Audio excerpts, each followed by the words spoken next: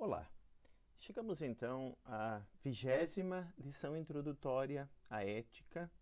Hoje abordaremos novamente o tema do bem supremo na ética nicomaqueia, agora a partir do livro 10º, onde Aristóteles identifica o bem supremo, o bem para nós, humano, como sendo um certo tipo de felicidade, a eudaimonia perfeita. Bem, antes de tratarmos desse ponto, convém apresentar os outros livros, né, dado que na videoaula passada nós nos atemos à apresentação das excelências dianoéticas no livro 6º da Ética Nicomaqueia. Posteriormente, no livro 7º, Aristóteles trata daquilo que é o oposto, né, das ações virtuosas, excelentes. Não apenas no sentido de ser um contrário, né, por exemplo, de um ato virtuoso, um ato que seja um vício, mas daquilo que é uma outra coisa. Quer dizer, aquele tipo de atos, entre aspas, que as pessoas cometem por exemplo, incontinência. Né? Qual é basicamente esse fenômeno?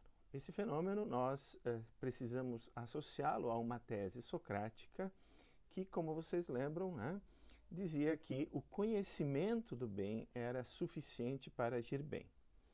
Aristóteles discorda dessa tese e acha que uma compreensão adequada, né, dos tipos de pessoas que tem no mundo nos leva a constatar que muitos sabem o que é o bem, sabem o que é, por exemplo, uma excelência particular, moral, a justiça, que se deva, por exemplo, dividir igualmente os bens entre pessoas iguais, né?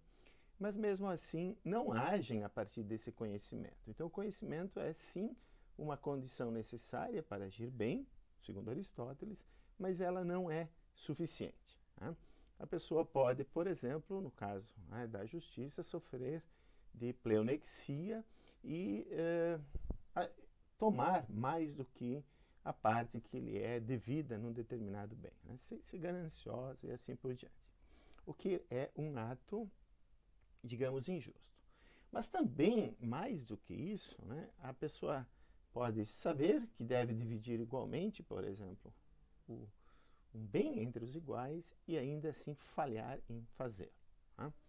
Esse é o fenômeno da incontinência. A pessoa pode, por exemplo, né, se deixar levar pelo prazer, né, ou simplesmente pode não ter força de vontade suficiente, né, a acrasia. Esse é o fenômeno já tratado por Aristóteles lá antes no livro 3º.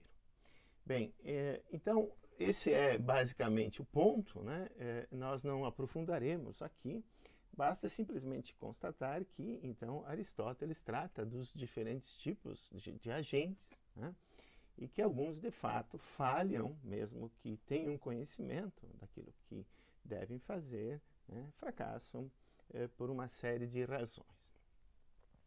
Bem, agora nos livros 8 e 9, né, como nós antecipamos naquela videoaula panorâmica sobre a ética nicomaqueia, né, eles tratam da amizade. Por uma razão bem especial, porque, como veremos logo mais, né, a eudaimonia perfeita, embora ela seja uma atividade praticamente autossuficiente, ela é melhor realizada, ela é aperfeiçoada com um certo tipo de amigos. Então, novamente, eu não vou ter tempo de apresentar os livros 8º e 9º com detalhes, mas eu recomendo fortemente a leitura porque são livros mais fáceis, né? E são extremamente interessantes. Aristóteles, por exemplo, diz coisas sobre os amigos que se aplicam muito a hoje, né? Ao nosso dia a dia. Quer dizer, ter um bom amigo, um certo tipo de amigo, né? É como ter um espelho, porque o outro é uma espécie de eu, né? Que nos dá uma espécie de feedback em relação à nossa busca conjunta de uma vida de excelência. Né? Bom, e nesse sentido, claro, cabe aqui só especificar, não é qualquer tipo de amizade, né? É sim essa amizade baseada na busca conjunta do bem, né? Aristóteles diferencia esse tipo de amigo daquele tipo de amizade baseada puramente na utilidade, né? Quando nós, por exemplo, vemos alguém, né, um vendedor, uma vendedora numa loja, nos chamando de amigo, né, no primeiro contato, não é exatamente um tipo de amizade, mas é simplesmente porque nós nos tratamos mutuamente, vendedor e comprador, ou vendedora e compradora, né, como pessoas que servem a determinados propósitos uns para os outros. Também a amizade baseada na busca do prazer, nas atividades prazerosas, que é para Aristóteles também um tipo de amizade mais superficial, tão superficial quanto a amizade baseada na mera utilidade. Então, a amizade, logo mais nós vamos ver que ela é um ingrediente da eudaimonia perfeita, né?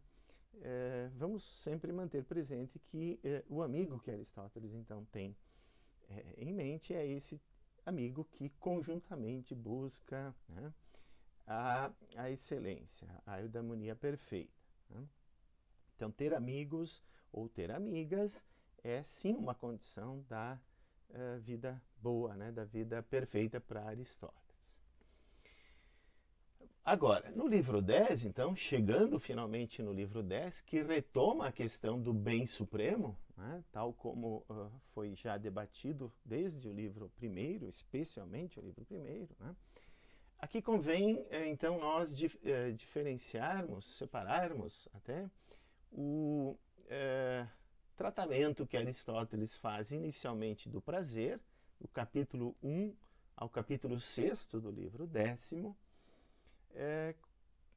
já imaginando, né, que Aristóteles, assim como tinha feito lá no livro primeiro, depois de estabelecer por um certo argumento que nós detalhamos a existência do bem supremo, ele passa a tratar dos diferentes estilos de vida, né, a busca dos prazeres, a vida dedicada a atividades econômicas, a vida política e a vida contemplativa, ou a vida dedicada aos estudos teóricos, né? E descarta a vida dos prazeres, comparando-a, né, com uma vida bestial, né, própria, né, que nós compartilhamos com animais não humanos. Então não pode ser esse tipo de vida que é específica e que realiza o nosso telos, né, o nosso ergon, a função específica do tipo de forma de vida que somos, né, em especial, né, Homo sapiens, digamos. Nos autocompreendemos como seres que sabem que sabem, né? Bem, mas é claro que Aristóteles não descarta completamente a busca de atividades prazerosas, sejam elas, por exemplo, uma caminhada, né, agradável numa tarde ensolarada, seja, por exemplo, também, né, agindo de forma virtuosa, porque o ato excelente, uma vez que a pessoa adquire, né, uma determinada excelência, ele é executado praticamente de forma automática, e a pessoa excelente, virtuosa, ela sente também prazer em agir de forma virtuosa. Então, o tratamento que Aristóteles dá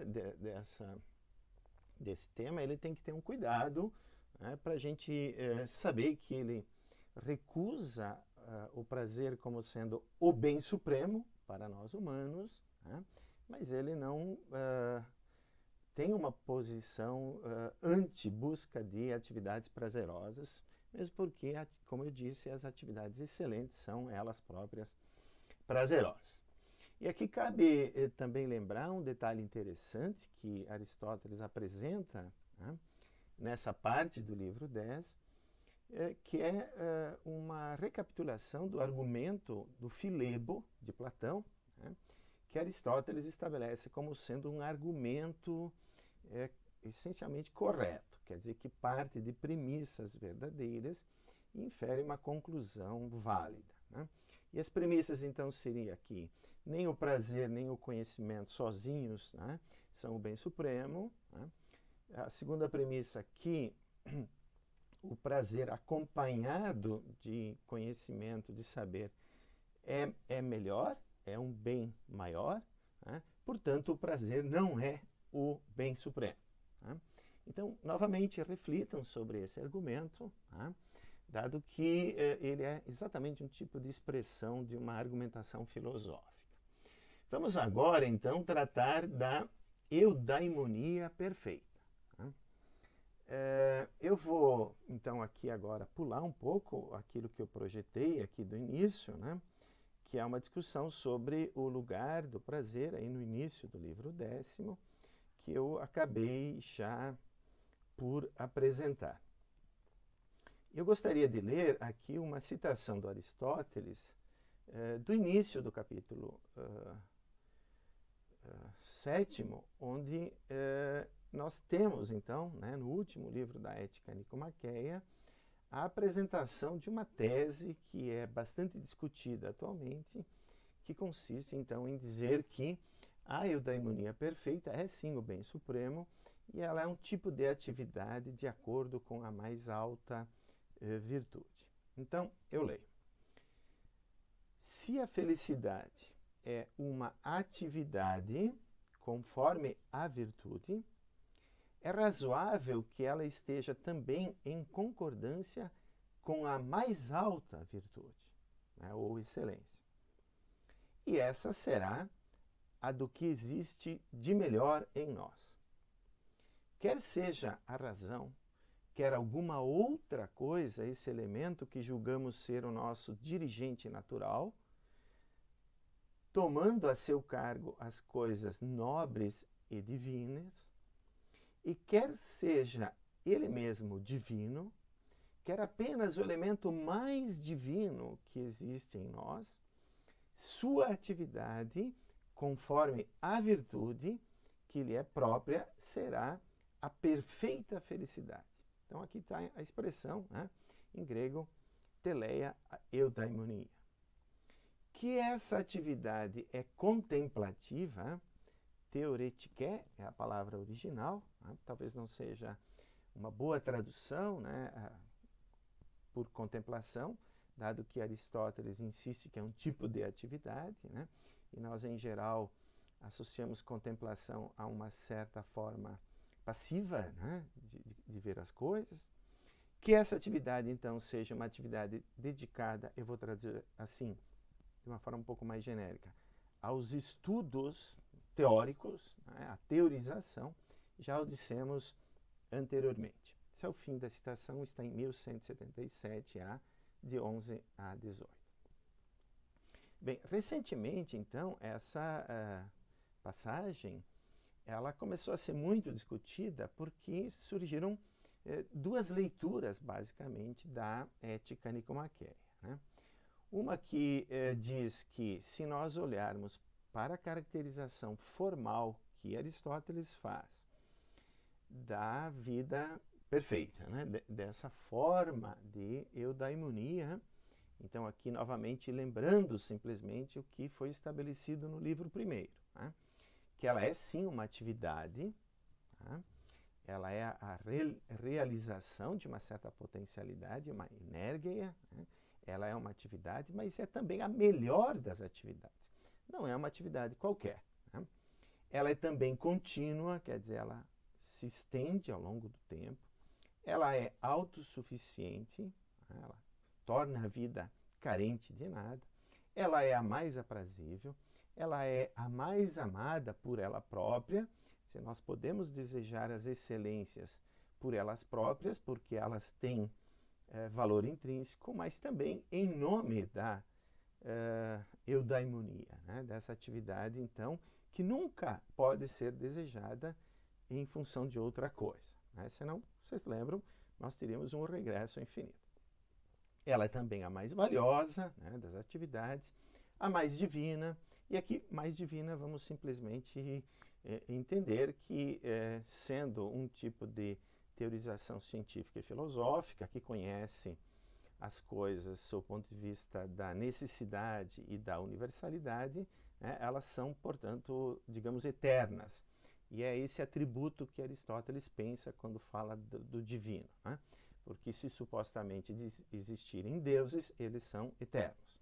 Então, o elemento mais divino em nós, né, seria a razão, né, que nos faz conhecer o mundo, né, nos seus aspectos necessários e eternos. Portanto, nós, de alguma forma, participamos, né, da divindade assim.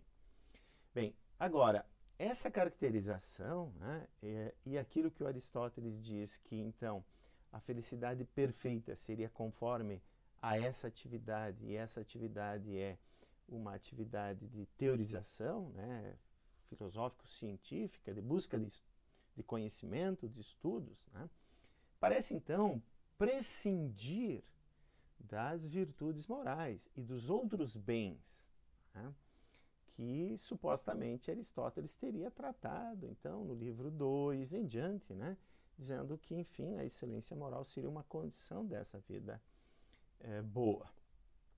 Então, alguns veem uma espécie de contradição aqui, né? Nós temos essa leitura mais tradicional, né? Eu vou chamar ela como se fosse, então, um fim dominante.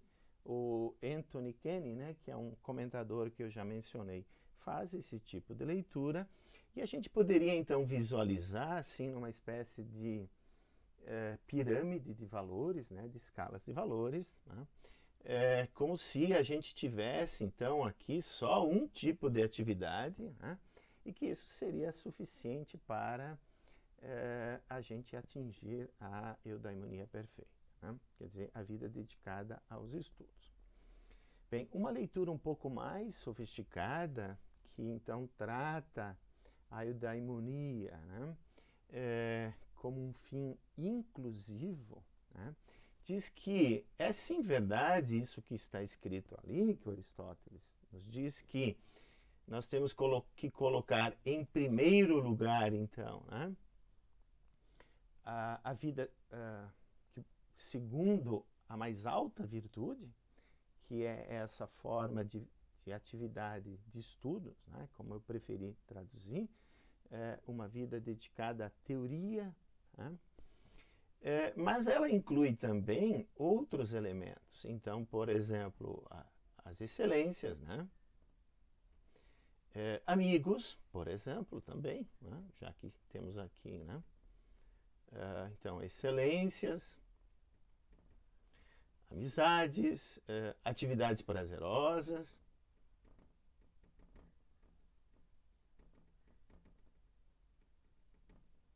E assim por diante. Quer dizer, nós vamos lembrar aqui que o Aristóteles também considera, né, que a posse de um certo número de bens materiais necessários para as nossas necessidades básicas é também, né, constitutivo de uma vida boa, assim como ter uma certa beleza, um certo tipo de nascimento, né, que são coisas que, se não existirem, elas empanam e prejudicam a gente atingir o fim último, que é um tipo de, então, eudaimonia, né, de felicidade perfeita.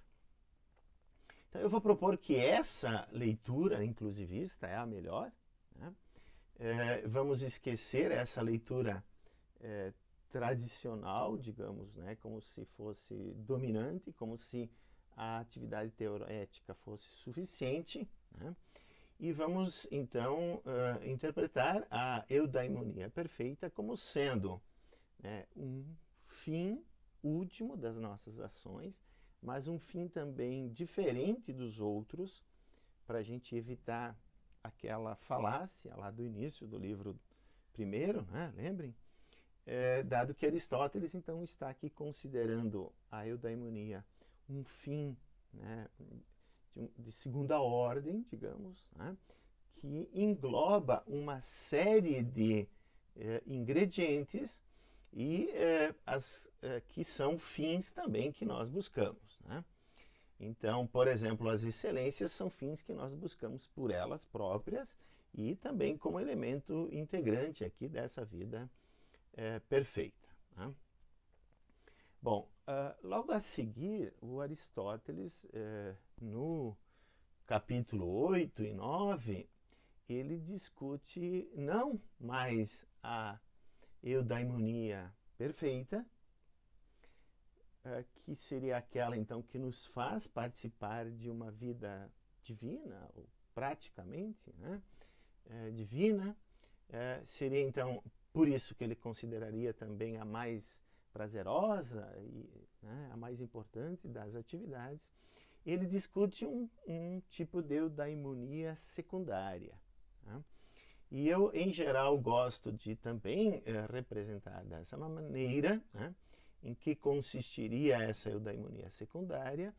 Ela consistiria em colocar no ápice da pirâmide qualquer outra coisa que não a atividade segundo a mais alta virtude, a mais alta excelência, né? Que é então esse tipo de vida de estudos, de conhecimento científico, de sabedoria filosófica em especial. Então, toda vez que nós colocarmos aqui, por exemplo, o prazer, né, e a vida de estudos em segundo lugar, etc., nós não realizamos aquela função específica do ser humano, né? O ergon, o viver, agindo, né? Cultivar uma certa atividade racionalmente, quer dizer, segundo a mais nobre e mais divina, né? A melhor atividade que nós podemos ter. E assim, sucessivamente, a gente poderia colocar bens materiais aqui em primeiro lugar, atividades prazerosas, virtudes em terceiro. Quer dizer, essas formas de vida, né, esses estilos de vida, para o Aristóteles, eles podem realizar também um ser humano, na medida em que eles podem ser vistos como contribuindo para a polis, por exemplo, né, tendo então um certo valor, sendo um certo tipo de vida, né, que as pessoas podem buscar e buscam, mas ao menos nos termos do Aristóteles, elas não realizam o ergon, quer dizer, a função específica do ser humano. Bem, nós na próxima videoaula vamos fazer uma reflexão crítica, né, sobre alguns pontos da ética nicomaqueia, em especial, então, colocando a questão de se é uma ética de virtudes, né, a partir da perspectiva contemporânea. Então eu vou voltar a essa pressuposição bem geral, né, da defesa que Aristóteles faz de uma eudaimonia perfeita, que é a questão de temos ou não temos, então, um ergon, quer dizer, uma função específica que precisamos realizar, né, de uma forma perfeita, né, e esse seria uma espécie de telos, né, do Homo sapiens. Né. Bem, antes de fazer isso, só eu gostaria de encerrar aqui a videoaula de hoje, mostrando como Aristóteles, nos últimos capítulos do próprio livro 10, né, depois de ter apresentado essa defesa, né, da felicidade perfeita como sendo um tipo de atividade de acordo com a mais alta excelência, então a vida de estudos, né, teórica, e que só ela realiza então o ergon, né, do ser humano, essas não realizam, né, e termos descartado essa leitura, né, com fim dominante, Aristóteles se preocupa até o final do livro Ética Nicomaqueia das condições da realização dessas formas, desses estilos de vida, né, na polis. Então ele, por exemplo, constata que é necessário termos uma boa legislação que cultive, né, nas pessoas desde jovem, né, uma educação moral, as excelências, né, que são sim constitutivas, são condições necessárias da melhor forma de vivermos. Ele, por exemplo, elogia a Constituição de Esparta, né, dizendo que lá o legislador se preocupou com o cultivo dessas excelências, né, nas pessoas mais jovens, para que elas, enfim, fizessem parte de uma polis onde o bem individual, né, fosse realizável, porque para Aristóteles o bem individual de uma pessoa não pode ser realizado senão numa polis, né, dado que somos seres eminentemente sociais também. Então isso mostra uma certa indissociabilidade entre ética e política, né? São estudos, né, teóricos que se complementam. A ética busca o bem, né, para o indivíduo, assim que descobre, se pergunta algo como, né, Platão faria, né, tem aqui uma certa herança platônica de Aristóteles, que condições a polis deve ter, né, para realizar esse tipo de vida e as outras formas de vida também, né? Eu só queria chamar a atenção também, o Aristóteles era um profundo estudioso, né, das constituições, e eu tenho o livro aqui onde ele faz o estudo das constituições, em especial esse da ateniense, né? Então, eu apresento esse ponto simplesmente para dizer que, de fato, o estudo ético, ele se complementa com o estudo político. E é assim, então, que Aristóteles passa a investigar as diferentes formas de governo, né, as diferentes instituições de uma polis, para saber como realizar essa forma de bem supremo para nós humanos, a felicidade perfeita. Então, com isso, se encerra o estudo da ética nicomaqueia. Na próxima videoaula faremos uma avaliação crítica das principais teses de Aristóteles, vistas, então, desde um ponto de vista contemporâneo de uma ética de virtudes. Até lá!